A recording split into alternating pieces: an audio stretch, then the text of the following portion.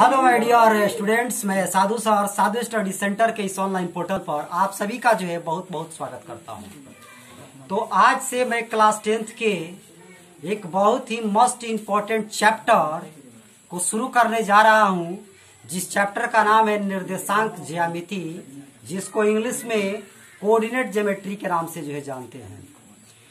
Coordinate geometry जो है ये बहुत ही इम्पोर्टेंट चैप्टर है क्लास 10th के विद्यार्थियों के लिए जो है, और ये कोऑर्डिनेट ज्योमेट्री का जो है बहुत जो है उपयोग है हमारे दैनिक जीवन में। तो कोऑर्डिनेट ज्योमेट्री की अगर मैं बात करूं जो है, तो इसमें ज्योमेट्री शब्द जो है आया हुआ है। तो जैसा कि स्टूडेंट्स आपने जो है यूक्लिड ज्योमेट्री जो है पढ़ा है पिछले क्लास में जो है, यहाँ पर जो है कोऑर्डिनेट ज्योमेट्री पढ़ना है। तो यूक्लिड ज्योमेट्री की अगर मैं बात करूं तो यूक्लिड ज्योमेट्री जो है वो एक ज्योमेट्री है जिसमें हम लोग जो है बिंदुओं के बारे में, रेखाओं के बारे में, त्रिभुज के बारे में, चतुर्भुज के बारे में, वृत्त के बारे में, अर्थात समतल जो आकृतियां होती है उनके बारे में हम लोग जो है अध्ययन करते हैं। बेसिकली जो ज्योमेट्री होता है उसमें इन्हीं सब चीजों का जो है अध्ययन किया जाता है। लेकिन ये कोऑर्डिनेट ज्योमेट्री ये किस प्रकार की ज्योमेट्री है, इसमें हम लोग किसका अध्ययन करेंगे। तो कोऑर्डिनेट का मतलब होता है तालमेल, अर्थात ये एक ऐसी ज्योमेट्री है जो अलजेब्रा और ज्योमेट्री को, अलजेब्रा और ज्यामिति के बीच जो है तालमेल स्थापित करती है। क्या स्थापित करती है? तो तालमेल स्थापित करती है, कोऑर्डिनेशन जो है स्थापित करती है। तो ये बहुत ही शानदार और बेहतरीन जो है टॉपिक होने वाला है कि अलजेब्रा और ज्यामिति एक दूसरे से कैसे कनेक्टेड जो है। तो इस चैप्टर में जो है इस तरह की बातों का अध्ययन जो है हम लोग जो है करेंगे। तो मोटा मोटी आपने जो है कोऑर्डिनेट ज्योमेट्री का मतलब जो है यहाँ पर समझ चुके कि कोऑर्डिनेट का मतलब है तालमेल। तो किसका तालमेल? तो अलजेब्रा का जो है ज्यामिति के साथ जो है क्या तालमेल होता है। चलिए आगे मैं बढ़ता हूं। इस कोऑर्डिनेट ज्योमेट्री को पढ़ने के लिए जो है हम लोग सबसे पहले जो है एक तल जो है लेते हैं, एक तल जो है लेते हैं। और वो तल किसी प्रकार का भी तल नहीं होना चाहिए, वो कार्टेशियन तल होना चाहिए। क्या होना चाहिए? कार्टेशियन प्लेन होना चाहिए, जिसको कार्तीय तल कहते हैं। कार्तीय तल और सिंपल तल में क्या अंतर है? तो सिंपल कोई प्लेन और कार्टेशियन प्लेन में अंतर यह है कि यदि हम लोग इस तरह का कोई सादा पेज हमने ले लिया तो ये एक प्लेन जो है, साधारण सा प्लेन जो है कहलाएगा। लेकिन वही यदि हम लोग ग्राफ पेपर लेते हैं, ग्राफ पेपर आपने जो है देखा होगा, इस प्रकार से जो है ग्राफ पेपर्स होते हैं, इस प्रकार से जो है बहुत सारी उस पर लाइनें होती हैं। तो इसको हम लोग जो है कार्टेशियन प्लेन जो है कहते हैं। इसको हम लोग कार्टेशियन प्लेन के नाम से जो है जानते हैं, कार्तीय तल के नाम से जो है जानते हैं। तो चलिए इसी कार्तीय तल पर जो है हम लोग कोऑर्डिनेट ज्योमेट्री को जो है अध्ययन करते हैं। कोऑर्डिनेट ज्योमेट्री का अध्ययन जो है इसी कार्टेशियन तल पर जो है किया जाता है। तो कार्टेशियन तल आप समझ चुके हैं कि ये क्या है? एक ग्राफ है जिसको हम लोग बचपन से जो है ग्राफ कहते थे, ग्राफ कॉपी कहते थे। उसी का नाम क्या है? कार्टेशियन प्लेन है। चलिए अब आगे हम बात करेंगे कि किसी भी कार्टेशियन प्लेन को, किसी भी प्लेन को जो है यदि एक लाइन हो उसमें खींच दिया जाए तो वो दो भागों में उसको डिस्ट्रीब्यूट कर देती है। जैसे कि ये जो प्लेन था, ये जो प्लेन था, मान लीजिए ये जो प्लेन है, इसको यदि मैं एक लाइन से ऐसे खींच दूं तो ये दो भागों में जो है बट गया। इस लाइन को हम लोग जो है वर्टिकल लाइन कहते हैं। इस लाइन का नाम होता है वर्टिकल लाइन। इसको हम लोग कहते हैं वर्टिकल लाइन, खड़ी लाइन, जिसको हम लोग जो है ऊर्ध्वाधर लाइन हिंदी में जो है कहते हैं। तो इस प्रकार से ये प्लेन दो भागों में बट गया। एक और लाइन में ले लूं यदि इस प्रकार से लेटी हुई लाइन जो है, तो इसको हम लोग जो है हॉरिजॉन्टल लाइन कहते हैं, जिसको क्षैतिज लाइन भी कहा जाता है, जिसको रन लाइन भी कहा जाता है। तो इसके कई सारे नाम हैं। क्षैतिज लाइन इसको हिंदी में कहते हैं, इसको इंग्लिश में जो है हॉरिजॉन्टल लाइन कहते हैं, और इसको रन लाइन के नाम से जो है जाना जाता है। तो ये आपका जो है रन लाइन हो गया, अर्थात हॉरिजॉन्टल लाइन जो है हो गया। अब ये पूरा प्लेन जो है देखिए तो चार भागों में जो है बट गया। ये पूरा प्लेन जो है चार भागों में बट गया। जिसमें से प्रत्येक भाग को हम लोग जो है चतुर्थांश कहते हैं, क्वाड्रेंट कहते हैं। प्रत्येक पार्ट को क्या बोलते हैं, तो इसको हम लोग चतुर्थांश कहते हैं, क्वाड्रेंट जो है कहते हैं। अब देखिए, ये जो क्षैतिज लाइन है जिसको हॉरिजॉन्टल लाइन हम कह रहे हैं, इसको हम लोग एक्स अक्ष कहते हैं, एक्स अक्ष भी कहते हैं, एक्स एक्सिस जिसको इंग्लिश में कहते हैं। और ये जो ऊर्ध्वाधर लाइन है, जो वर्टिकल लाइन है, इसको हम लोग जो है वाई अक्ष कहते हैं, जिसको वाई एक्सिस कहा जाता है। ये वर्टिकल लाइन और ये हॉरिजॉन्टल लाइन, ये वर्टिकल लाइन और ये हॉरिजॉन्टल लाइन एक दूसरे को जिस बिंदु पर काटती हैं, उस बिंदु को हम लोग जो है मूल बिंदु कहते हैं। ये आपका मूल बिंदु कहलाता है, मूल बिंदु, जिसको इंग्लिश में हम लोग जो है ओरिजिन पॉइंट कहते हैं, ओरिजिन पॉइंट के नाम से जो है जाना जाता है। तो वाई अक्ष और एक्स अक्ष जो है एक दूसरे को जिस बिंदु पर काटते हैं, तो उस बिंदु को नाम हम लोग देते हैं मूल बिंदु। जो है क्या नाम देते हैं उसको, मूल बिंदु। तो ये आपका जो है मूल बिंदु जो है हो गया। चलिए आगे बढ़ता हूं जो है। तो मैंने कहा कि ये चतुर्थांश कहलाते हैं, क्वाड्रेंट कहलाते हैं। अब ये जो है आपका जो है फर्स्ट क्वाड्रेंट कहलाता है, ये आपका फर्स्ट क्वाड्रेंट कहलाता है, ये आपका सेकंड क्वाड्रेंट कहलाता है, ये थर्ड क्वाड्रेंट कहलाता है, और ये फोर्थ क्वाड्रेंट कहलाता है। It is called first quadrant, it is called second quadrant, and it is called third quadrant, and it is called fourth quadrant. तो फर्स्ट क्वाड्रेंट को बनाने के लिए जो है ये एक्स अक्ष और ये वाई अक्ष है। तो मूल बिंदु से दाहिनी ओर, मूल बिंदु से दाहिने ओर जो है हम लोग पॉजिटिव लेते हैं। तो ये एक्स अक्ष का जो है पॉजिटिव पार्ट होता है, जिसको हम लोग जो एक्स से प्रदर्शित करते हैं। और इस एक्स अक्ष का जो ये जो बाईं ओर होता है, ये बाईं ओर जो है, तो इसको एक्स डैश से प्रदर्शित करते हैं। इधर हम लोग जो है निगेटिव लेते हैं, तो ये निगेटिव पार्ट जो है कहलाता है। फिर से समझिए, एक्स अक्ष का, ये आपका एक्स अक्ष हो गया, ये एक्स अक्ष का मूल बिंदु से दाईं ओर पॉजिटिव पार्ट होता है, और मूल बिंदु से बाईं ओर जो है निगेटिव पार्ट होता है, जिसको एक्स इधर कहेंगे और इधर हम लोग एक्स डैश कहेंगे। निगेटिव वाले को डैश से प्रदर्शित करते हैं। इसी प्रकार से जो है ये वाई अक्ष होता है, ये वाई अक्ष होता है, जिसको वर्टिकल लाइन भी कहते हैं। तो वाई अक्ष में जो है मूल बिंदु से ऊपर ये जो है पॉजिटिव पार्ट होता है, धनात्मक पार्ट होता है, और मूल बिंदु से नीचे क्या होता है, तो ये निगेटिव पार्ट जो है होता है।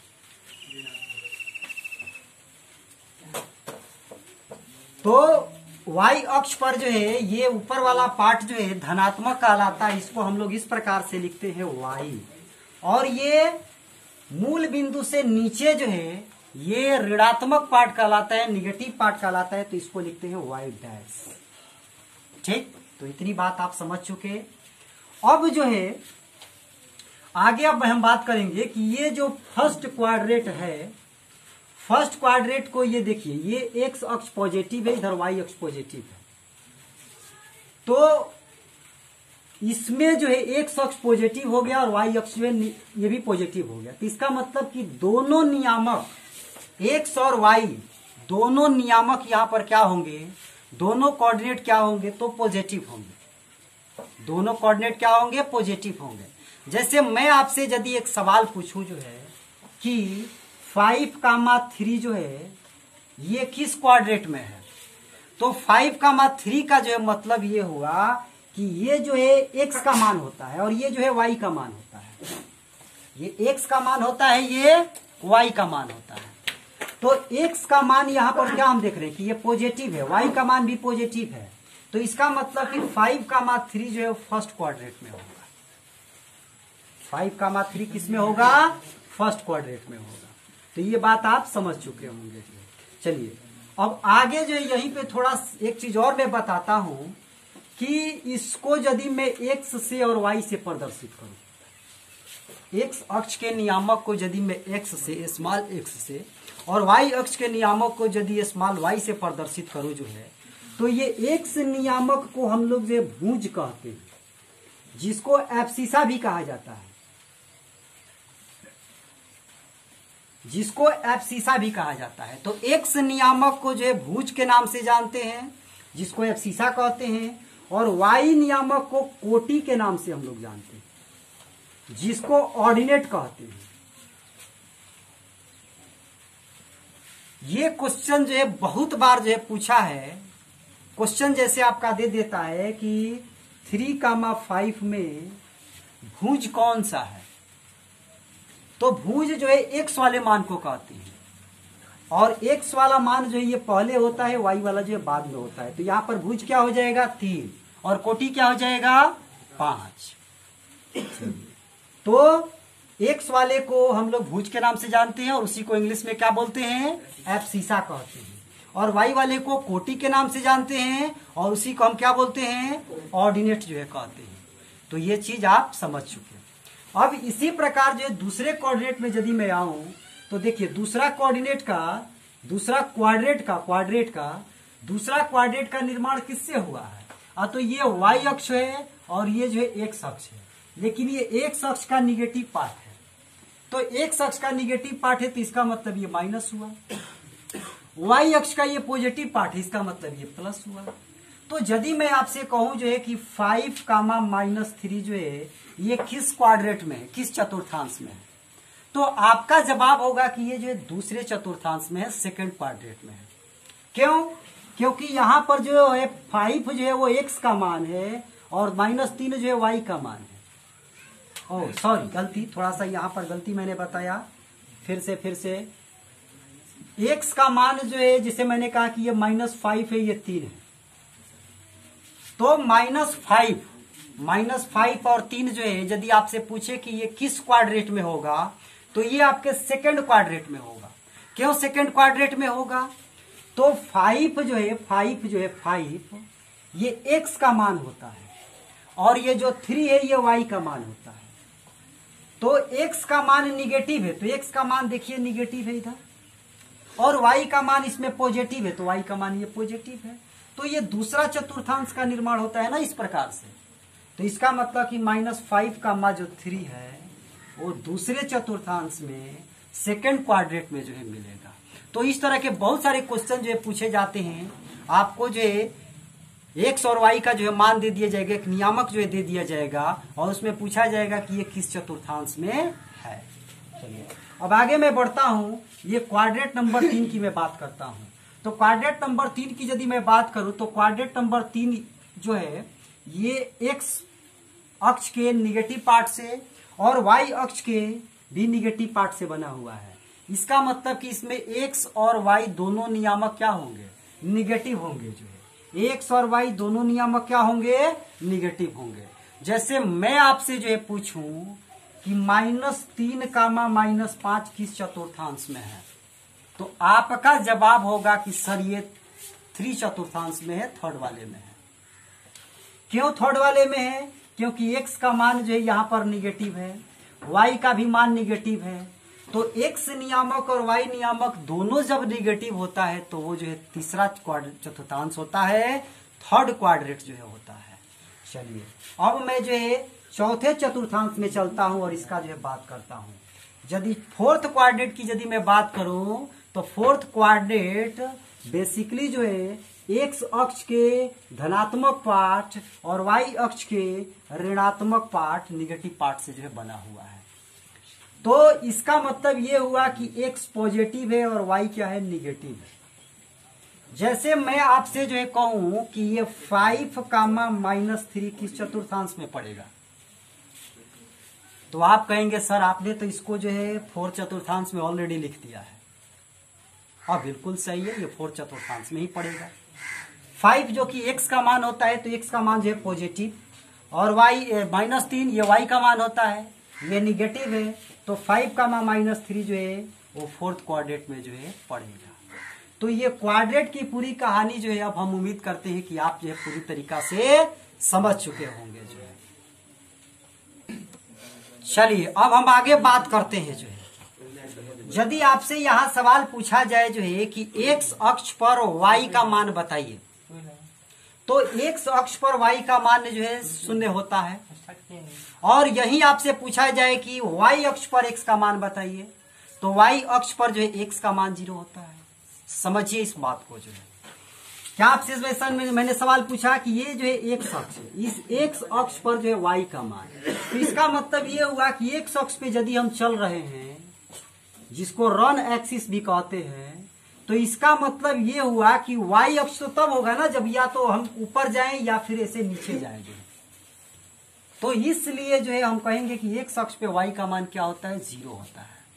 और इसी प्रकार से जो है इस y अक्ष पे यदि x का मान पूछ दिया जाए, y अक्ष पे x का मान, तो y अक्ष पे चलने का जो है मतलब ये हुआ कि x अक्ष तो आपका इधर आएगा, x अक्ष का पार्ट ये है, x अक्ष का पार्ट ये है, तो हम तो किस पे चल रहे हैं, y अक्ष पे चल रहे हैं। इसका मतलब कि x अक्ष के संपर्क में नहीं है, तो x अक्ष के संपर्क में नहीं है, तो इसका मतलब कि x अक्ष का मान क्या होगा, 0 होगा। तो y अक्ष पे जो है x का मान 0 होता है और x अक्ष पे y का मान 0 होता है।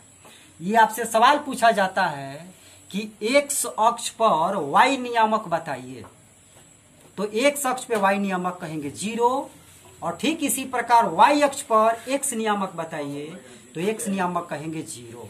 इसको ऐसे हम लोग लिखते हैं जो है, मान लिया जाए कि यहां पर कोई पॉइंट है x अक्ष पर, तो इसको हम लोग लिखेंगे x माइनस एक्स का मान 0 लिखेंगे। मान लीजिए यहां पर कोई पॉइंट है, तो इसको x का मान जो है 0 लिखेंगे। तो x का कुछ ना कुछ मान जो है होगा, क्योंकि हम x अक्ष पे जो है चल रहे हैं, लेकिन y अक्ष का नहीं होगा, क्योंकि y अक्ष तो ऊपर होता है या फिर नीचे होता है, हम केवल x अक्ष पर हैं। तो इसलिए यहाँ पर y नियामक क्या हो जाएगा, ये 0 हो जाएगा। यहाँ भी y नियामक क्या हो जाएगा, 0 हो जाएगा। इसी प्रकार जो है y अक्ष पर x नियामक 0 होता है। यदि मैं कहूं कि यहाँ पर बताइए जो है, यहाँ पर यहाँ का निर्देशांक क्या होगा, यहाँ का निर्देशांक जो है क्या होगा, तो यहाँ के निर्देशांक को हम कहेंगे कि ये 0, y होगा। क्यों 0, y होगा, तो चूंकि हम y अक्ष पे चल रहे हैं, y अक्ष पर x का मान 0 होता है, तो x नियामक हमने 0 लिख दिया। लेकिन y अक्ष पे चल रहे हैं तो y अक्ष का तो कुछ ना कुछ मान होगा जो है, 2, 4, 8 जो कुछ भी हो, तो इसलिए इसको 0, हम क्या कहेंगे, y कहेंगे जो है। तो आप इस बात को जो है समझ चुके होंगे। अब मैं अब आगे बढ़ता हूं जो है, ये सारी बातें जो हो चुकी। एक सवाल यहाँ पे पूछा जाता है कि ये मूल बिंदु है, मूल बिंदु अभी मैंने आपको बताया जो है कि एक्स अक्ष और वाई अक्ष जहां पे एक दूसरे को काटते हैं तो उसको हम लोग जो मूल बिंदु कहते हैं, ओरिजिन पॉइंट कहते हैं। ये जो मूल बिंदु है इसका निर्देशांक क्या होता है, तो मूल बिंदु का निर्देशांक जो है 0,0 होता है। क्या होता है, 0,0। 0,0 कहने का मतलब ये है कि यहाँ x नियामक भी 0 होता है और y नियामक भी 0 होता है। मूल बिंदु माने यहीं से हम लोग शुरुआत कर रहे हैं, तो इसका मतलब कि हम ना x अक्ष पे ना इधर गए हैं, ना x अक्ष पे इधर गए हैं, y अक्ष पे ना ऊपर गए हैं, y अक्ष पे ना नीचे गए हैं। तो इसलिए यहाँ का जो नियामक होगा वो 0,0 होगा। ये बहुत बार जो है सवाल पूछा है परीक्षाओं में कि मूल बिंदु का जो है नियामक बताइए, तो 0,0 इसको याद रखना है। मूल बिंदु का नियामक क्या होता है, 0,0। चलिए, तो ये बेसिक कंसेप्ट जो है आप पूरा जो है समझ चुके। अब मैं यहां से जो है आपसे सवाल पूछूं कि यहां पर कोई बिंदु दिया गया है, यहां पर कोई बिंदु दिया गया है, इन दो बिंदुओं के बीच का दूरी यदि निकालना हो तो आप कैसे निकाल सकते हैं जो है।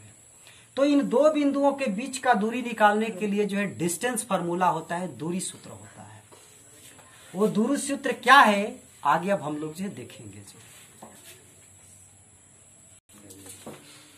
चलिए आगे अब हम बात करेंगे जो है कि किन्हीं दो बिंदुओं के बीच के दूरी जो है कैसे ज्ञात करते हैं। तो चलिए मैं इसको आपको समझाता हूं जो है। ये मान लीजिए कि एक चतुर्थांश है, ये आपका एक्स अक्ष है और ये आपका वाई अक्ष है। मान लिया जाए कि ये फर्स्ट क्वाड्रेंट है, इस फर्स्ट क्वाड्रेंट में कोई बिंदु जो है आपका जो है यहां पर है और एक दूसरा बिंदु मान लीजिए कि यहां पर है। इन दोनों बिंदुओं के बीच के दूरी को आपको निकालना है। तो आपको पता है कि इसको हम लोग मूल बिंदु कहते हैं। चलिए, यदि मैं मान लू जो है ये जो बिंदु है यहां से मैं एक लाइन ऐसे ड्रा कर दूं जो है, और फिर यहां से भी एक लाइन में ऐसे ड्रा कर दूं जो है, तो यदि मैं आपसे पूछूं कि इस बिंदु का निर्देशांक बताइए क्या होगा, तो इस बिंदु का निर्देशांक को हम लोग जो है ऐसे सूचित कर सकते हैं कि ये एक्स अक्ष पे इतना दूर गया है और वाई अक्ष पे इतना दूर गया है। तो हम मान ले कि इधर जो है ये x1 गया है और ये ऊपर जो है y1 गया है, तो इसको x1 कामा y1 हम कह सकते हैं। हमने माना कि इस बिंदु का निर्देशांक जो है x1 कामा y1 है, और ठीक इसी प्रकार से जो है इस बिंदु के निर्देशांक को हमने माना कि ये x2 कामा y2 है, x2 कामा y2 है। हमने माना कि यहां से लेकर ये जो दूरी है वो x2 है और यहां से लेकर ये जो दूरी है y2 है। तो इस बिंदु का निर्देशांक x2 कामा y2 हमने ले लिया। हमें जो है यहां से लेकर इनके बीच का दूरी निकालना है, इसको चलिए हम मिला देते हैं। इसको यदि मैं मान लू a और इसको यदि मैं मान लू b, इस पॉइंट को मैं a मान लू, इसको b मान लू, तो a और b के बीच का दूरी निकालना है हमको। तो यहां से एक लाइन में यदि ड्रा कर दूं ऐसे जो है इस पे बिल्कुल लंबवत जो है, और इसको मैं मान लू कि यहां पर ये c है, यहां पर भी आप कुछ मान सकते हैं, मान लीजिए कि यहां पर n है, यहां पर m है। तो हमें यहां से लेकर ये दूरी निकालना है। तो आप ध्यान पूर्वक देखें, यह जो है एक समकोण त्रिभुज बन गया, एक समकोण त्रिभुज है बन गया।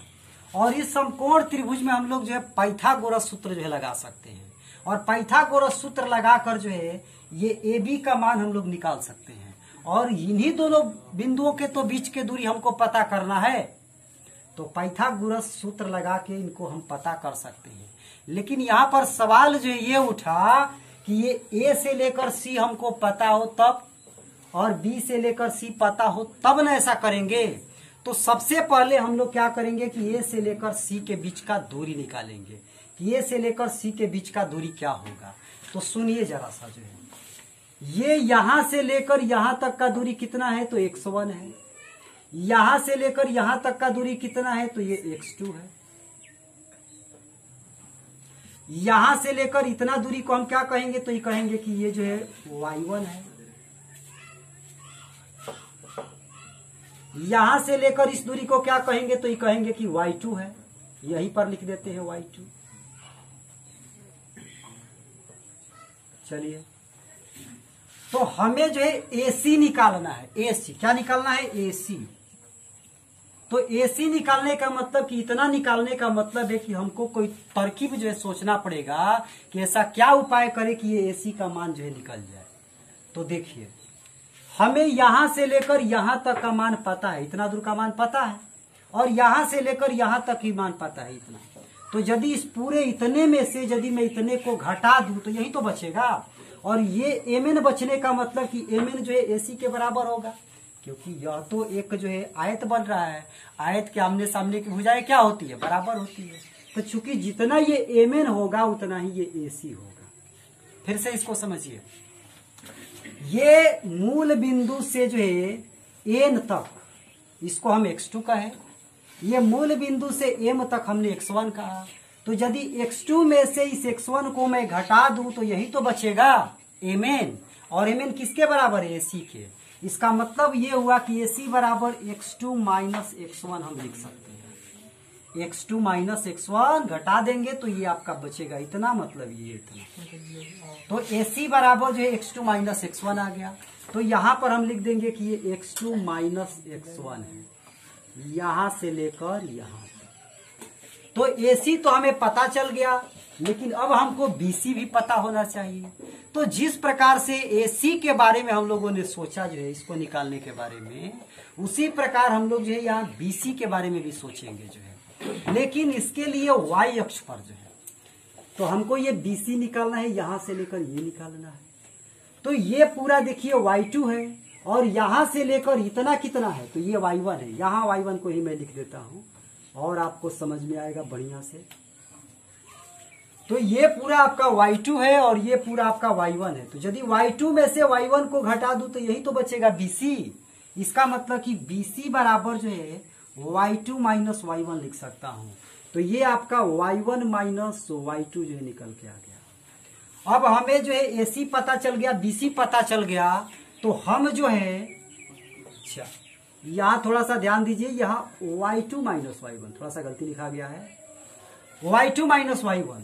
तो AC पता चला गया, BC पता चल गया, जो है हमको जो है AB निकालना है। पाइथागोरस लगा दे जो है, जैसा कि मैंने पहले ही बताया था कि पाइथागोरस लगाएंगे आसानी से निकल जाएगा। तो पाइथागोरस प्रमेय या सूत्र से आपको पता है कि ये बड़ी वाली भुजा माने कर्ण का स्क्वायर जो है, ये लंब, लंब का मतलब क्या हुआ BC, BC का स्क्वायर प्लस AC का स्क्वायर। इसको ऐसे भी लिख सकते हैं AB का स्क्वायर बराबर AC का स्क्वायर प्लस BC का स्क्वायर। अब ये मान जो है पुट कर दिया जाए, ये मान जो है रख दिया जाए। तो हमें तो AB का मान निकालना है, A से लेके B निकालना है, तो इसको तो हम लोग ऐसे ही रहने थे। AC का मान देखिए क्या है, x2 माइनस x1 है, इसका होल स्क्वायर लिखेंगे, प्लस BC का मान कितना है, तो BC का मान जो y2 माइनस y1 है, इसका होल स्क्वायर लिखेंगे जो। तो यहां से जो है AB बराबर क्या हो जाएगा, तो ये आपका रूट में चला जाएगा, x2 माइनस x1 का whole square plus y2 minus y1 का होल स्क्वायर। तो ये A से लेकर B के बीच का दूरी जो है निकल के आ गया। इसी को हम लोग डिस्टेंस फार्मूले के नाम से जानते हैं, दूरी सूत्र के नाम से जानते हैं।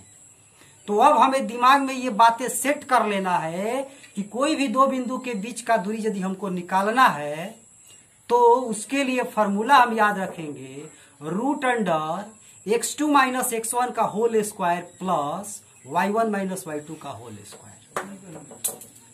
चलिए अब मैं एक एग्जाम्पल लेता हूं, तब आपको जो है बताता हूं। जो जैसे मैं आपसे पूछूं कि कोई बिंदु यहां पर है, कोई बिंदु यहां पर है, इस बिंदु का निर्देशांक जो है 5,3 है, इस बिंदु का निर्देशांक जो है 2,3 है। इन दोनों बिंदुओं के बीच के दूरी आपको बताना है कि कितना होगा। तो डायरेक्ट जो है इस फॉर्मूले पे हम लोग रखेंगे और इन दोनों बिंदुओं के बीच के दूरी को जो है बता देंगे जो है। तो ये आपका 5,3 और 2,3 है।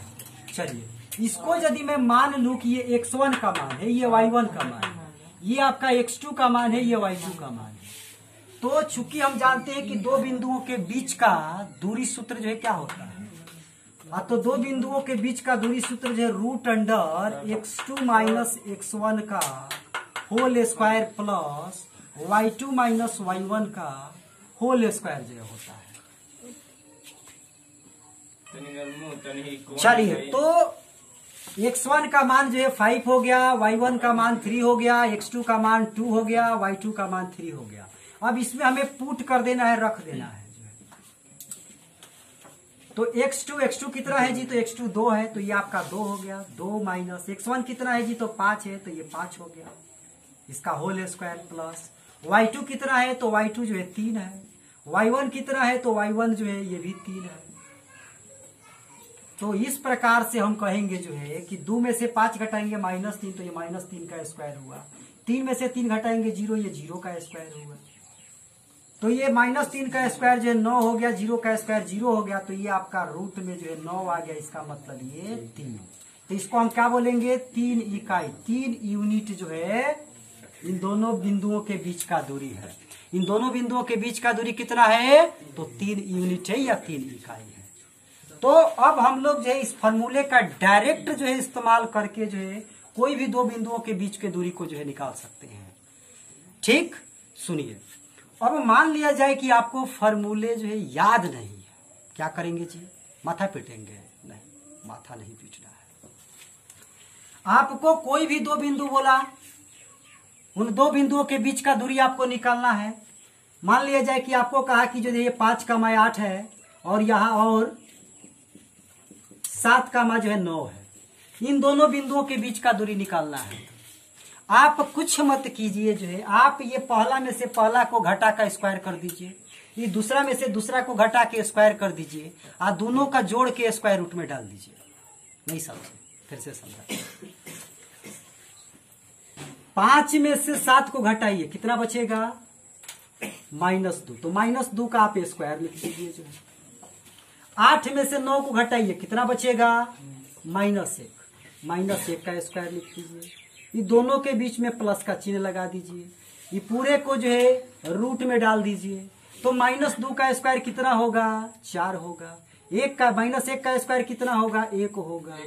तो ये 4 1 कितना हो गया? 5। इसका मतलब इन दोनों बिंदुओं के बीच का दूरी जो है √5 आएगा। आप फार्मूले से भी सॉल्व करके देख सकते हैं। तो चलिए, मैं उम्मीद करता हूं कि इतनी बातें आपको समझ में आई होगी। अब आगे हम जो है एक्सरसाइज 7.1 जो है लेकर आएंगे और उस पर आपको डिटेल जो है बताएंगे। So thank you very much and all the best.